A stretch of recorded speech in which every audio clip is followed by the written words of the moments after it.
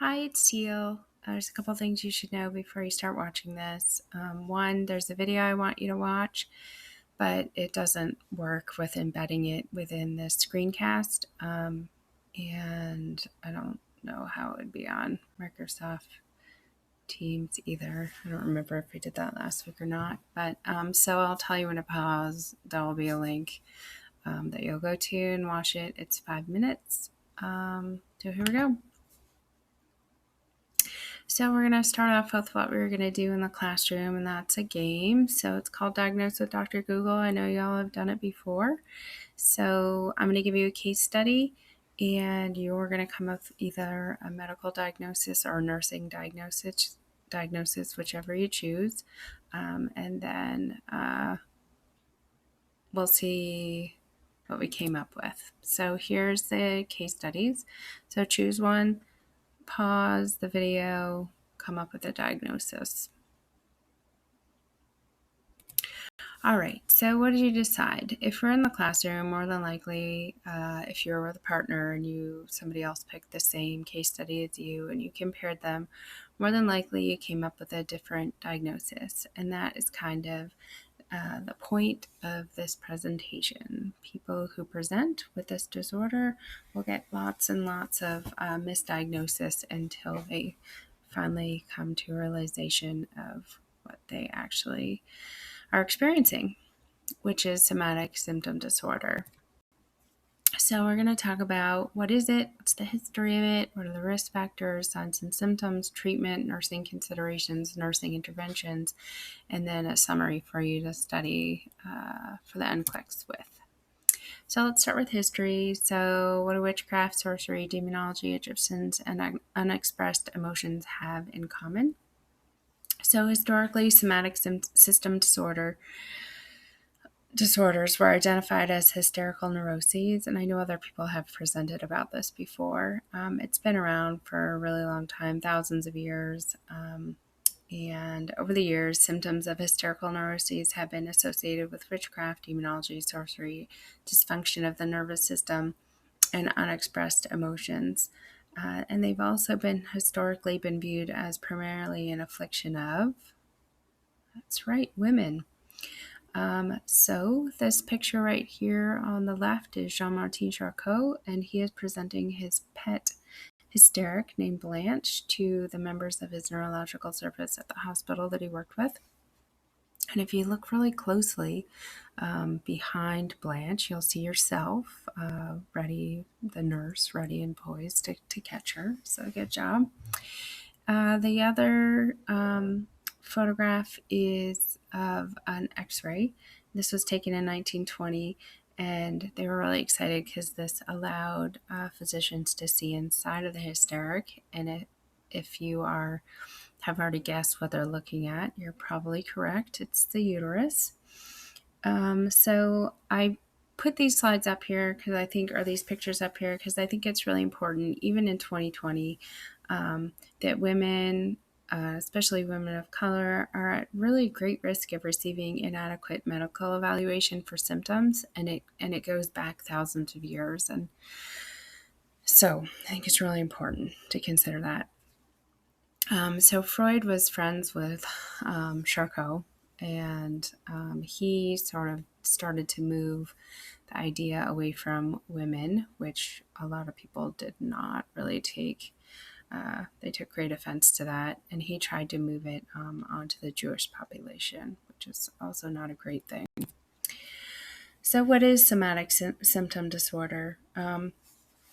It's a syndrome of multiple somatic symptoms. The symptoms may or may not be associated with other medical problems. Symptoms no longer have to be medically unexplained, though, with the new DSM-5, but they do have to be characterized by the patient having disproportionately excessive thoughts, feelings, and concerns about them. And sometimes the symptoms are totally normal body sensations or discomforts that don't signify any issues at all, but the person is convinced that they are, and they spend an excessive amount of time and energy devoted to worrying about those concerns. So Here's the diagnostic criteria, and I just want to point out two things that I didn't already say. One is if they have pain. So somatic symptoms predominantly involve pain. So that's a really important thing to know. And they're persistent. So they have to cause marked impairment and have a longer duration, more than 6 months. And it can be classified based on severity. So mild, moderate, or severe. Other symptoms that are related to somatic symptom disorder. So if you see somatization disorder, that is actually now classified as somatic symptom disorder. Pain disorder is also classified as somatic symptom disorder. And illness anxiety disorder is actually, you've all heard somebody been being called a hypochondriac, but so the person is super in tune with every detail about their body. They have fears that any change is a huge problem, even with no organic pathology. So something like if you have a racing heart, you're going to have a heart attack. And their primary fear is focused on the fear of the illness.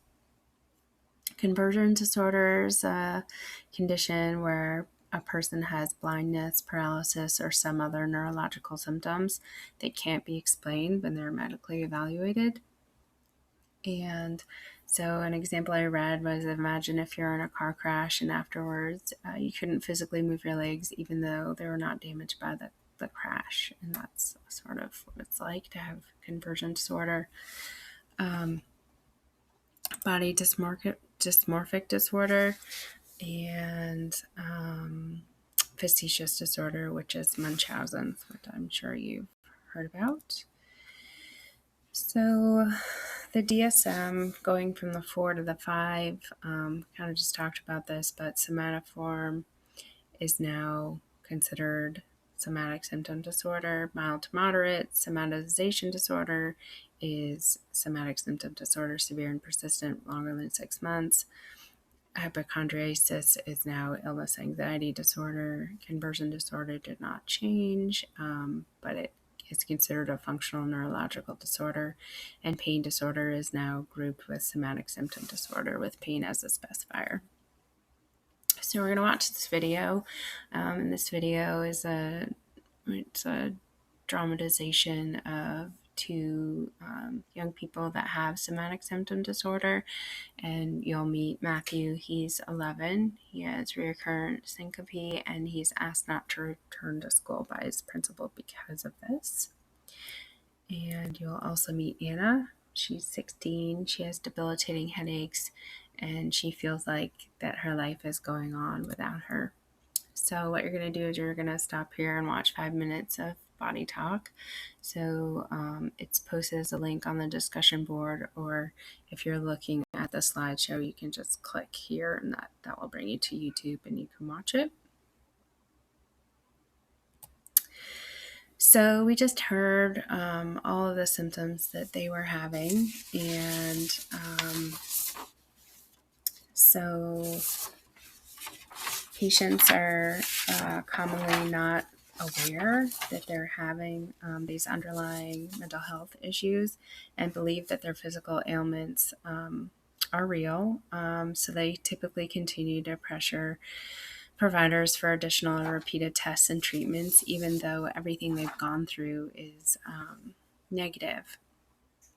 So whatever the manifestations, any of these things or any of the things that Anna and Matthew are going through, the essence of somatic symptom disorders, the patient's excessive or maladaptive thoughts, feelings, or behaviors in response to these symptoms.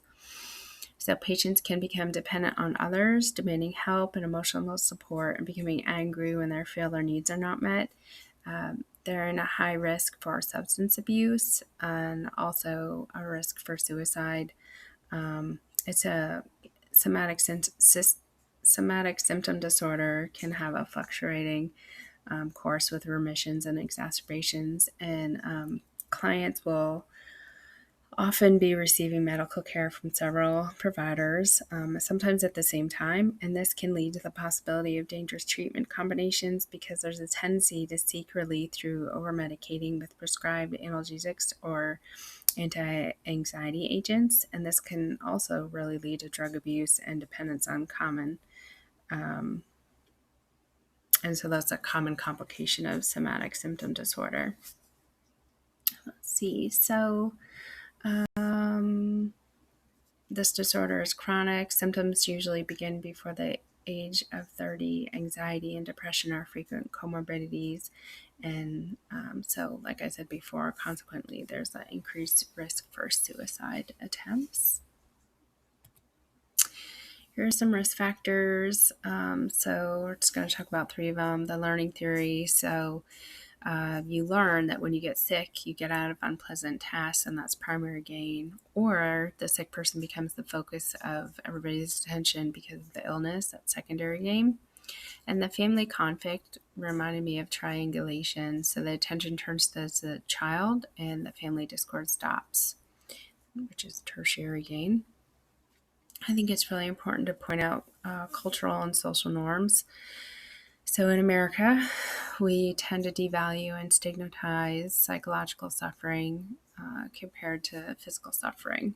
I think that's important to point out with this disorder. Here's more risk factors, and I put these on here because these are risk factors for multiple mental health disorders, and it's really important to know these risk factors in general. So any past trauma, childhood sexual abuse, other developing medical conditions, or having anxiety and depression. 5 to 7% of the general population is thought to be affected by somatic symptom disorder. So how do we assess for somatic symptom disorder? So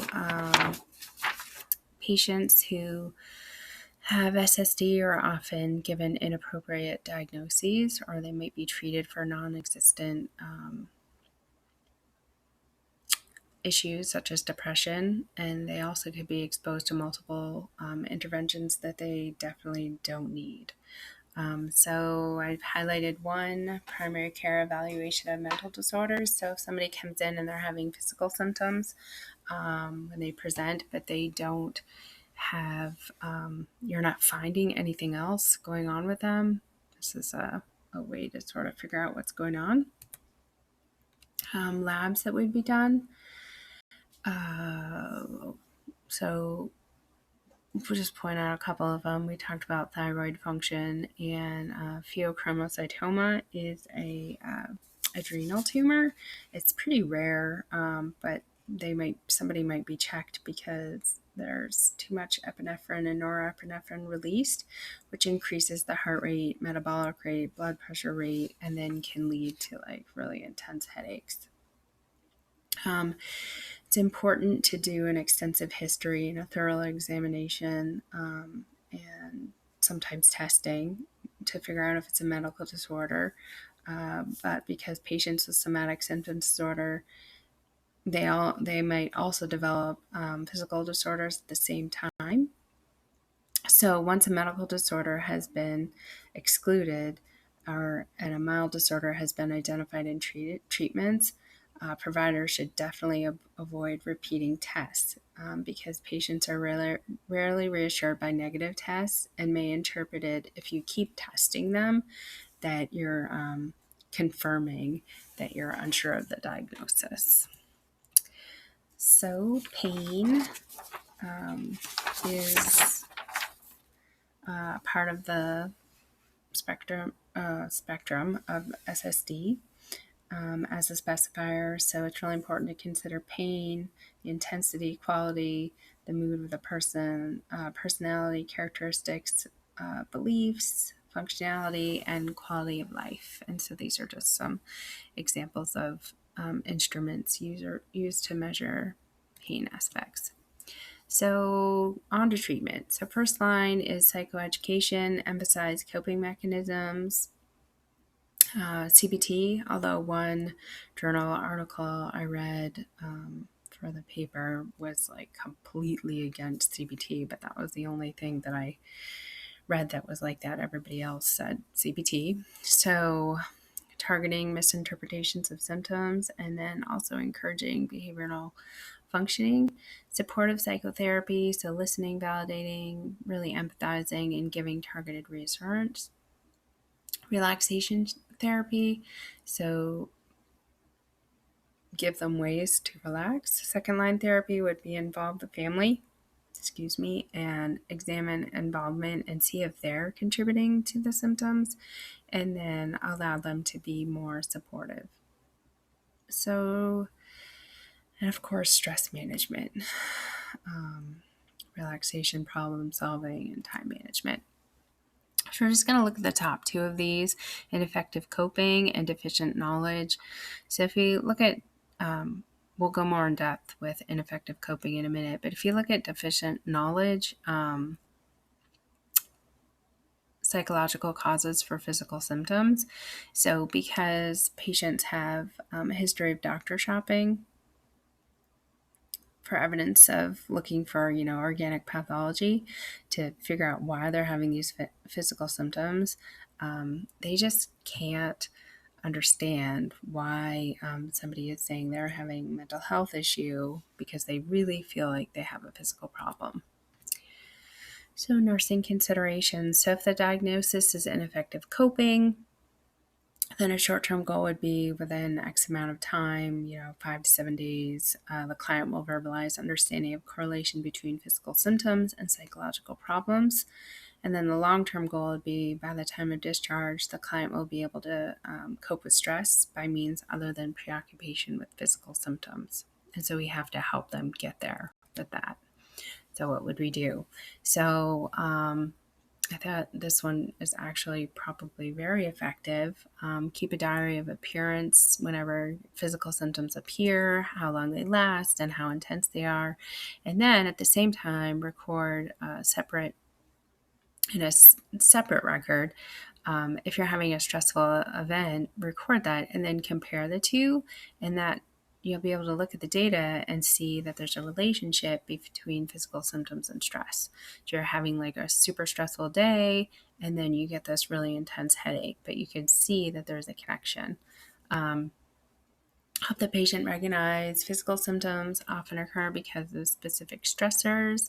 So give them alternative coping strategies and practice with them and teach them how to respond to stress through relaxation exercises, physical activities, and other assertiveness skills.